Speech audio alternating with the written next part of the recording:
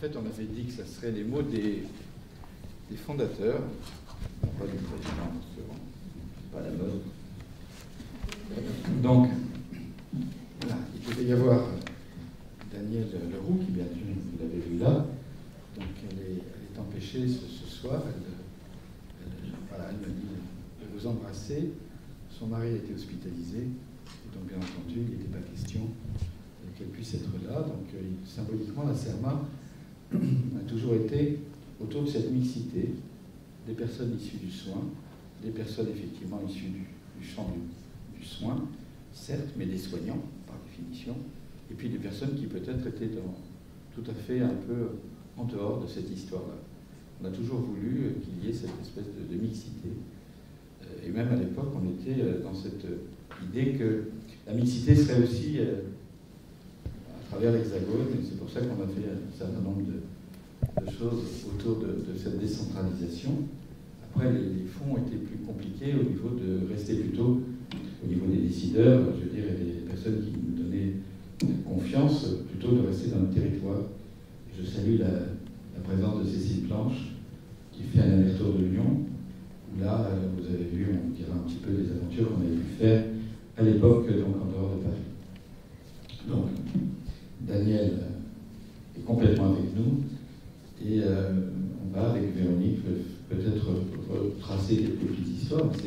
L'histoire est aussi pour arriver au présent, comme le disait Philippe Levexier, qui est notre homme orchestre d'aujourd'hui, Mister Lucien, ou simplement Philippe Levexier, qu'on a vu au tout début de sa carrière de comédien. Ce que vous avez vu là, juste avant que je donne la parole à Véronique, c'était quand même assez costaud d'imaginer qu'on faisait des ateliers d'écriture, comme l'a dit Véronique, mais qu'en plus, on le mettait en espace théâtral. Garoline, donc, qui était le 5e atelier d'écriture à Cap 14, que Annie Guilherme avait retravaillé, parce qu'à chaque fois, quand Véronique ou moi ou d'autres montraient un texte, on avait du mal à ce que, bien sûr, ce texte est très beau, mais la dramaturgie qui se passait de la lettre A à la lettre V, etc. J'ai démarré à Cap 14 le 32e atelier, là, cette année scolaire qu'on démarre, avec la même méthodologie et le même bonheur. On pourrait faire à chaque fois une mise en espace théâtral, on en a fait de nombreuses. Juste pour dire que cette idée de théâtraliser, c'est Annie Guilherme qui a repris, évidemment on ne pouvait pas lire tous les textes, etc. Vous avez vu qu'il y a 7 comédiens, et cette pièce s'est jouée 70 fois. Donc, voilà, dans les prisons, comme ça a été nommé dans cette aventure du Nautilus, c'est d'avoir une péniche, on va en dire un mot. C'était vraiment d'aller montrer, changer constamment l'image qu'avait à l'époque, et malheureusement encore maintenant, je pense, dans un premier temps la question de l'alcool, qui est maintenant beaucoup plus ouvert à cette notion des addictions, mais il faut imaginer que c'était quand même gonflé. Je veux dire, de donner à voir, effectivement, de l'expression des personnes qui étaient dans le soin. Donc, on refait un peu de chronologie. Alors, un peu de chronologie, du coup. Voilà. Très bien. Donc, en fait, je vois rien du tout. Le 24 novembre 1987, la CERMA dépose ses statuts. L'adresse est rue Bargue, c'est une boîte aux lettres. Et les activités qui se déroulent essentiellement à Cap 14, à Fernand-Vidal, dans une association déjà qui nous prêtait un bureau qui s'appelait Pilier d'Angle. On était un peu squatteurs. Et les premières activités, c'était surtout dont on a parlé, c'est les entretemps, hein, avec Jacques Higuel qui nous a fait l'alcoolisation et l'Afrique, Lionel Bénichou qui nous a fait son voyage en alcoolie.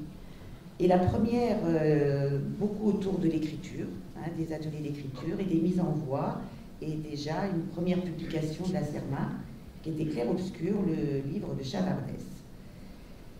On était très motivés par le changement d'image de cette foutue maladie alcoolique et des histoires on voulait se faire connaître, on voulait se faire reconnaître, et on avait aussi des opérations un peu coup de poing, avec des gens qui nous ont vraiment aidés à...